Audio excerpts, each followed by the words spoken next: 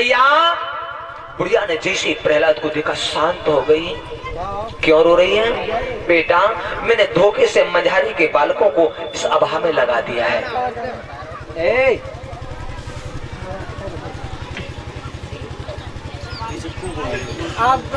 मेरे भैया, मंझारी के बालकों को लगा दिया है। इसमें, इस अभा में।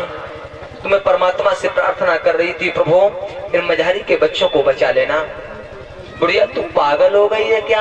अब दो दो करके चल रहा है, भला मंझारी के बालक कैसे जिंदा बच जाएंगे?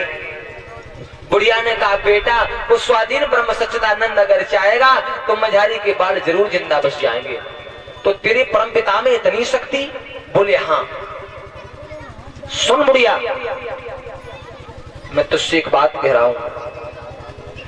अब आज सवेरे मेरे सामने खुलेगा, अगर मंझारी के बालक जिंदा बच गए तो मैया मैं तेरे राम को मान लूंगा, मैं तेरा हमेशा ऋणी रहूंगा। और अगर मंझारी के बालक जिंदा न बचे तो मैं तेरा खात्मा कर दूंगा। इतना कहकर के प्रहलाद चला गया। बेटी, आज बुढ़िया जो रो रही थी, थोड़ी देर बाद हंसने लगी। प्रभु, अब बेइज्जती मेरी ना है, अब बेइज्जती तेरी है।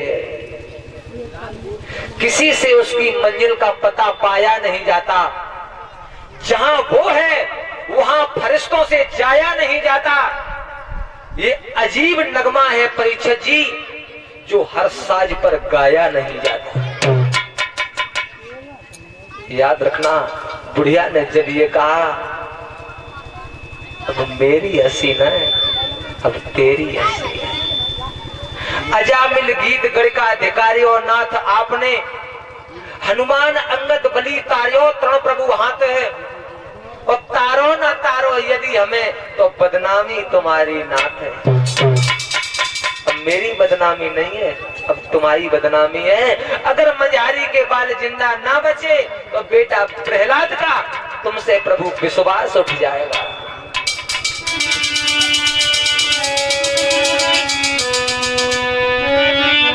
मेरे भैया, सवेरा हुआ, ब्रह्म मुहूर्त का समय। प्रहलाद जाग गया। सोच इत्यादि क्रिया से निवृत्त होकर के, स्नान ध्यान से निवृत्त होकर के भगवान भास्कर ने जैसे ही पूरब में आंखें खोली, प्रहलाद आ गया। दुखिया अभा के पास में बैठी है।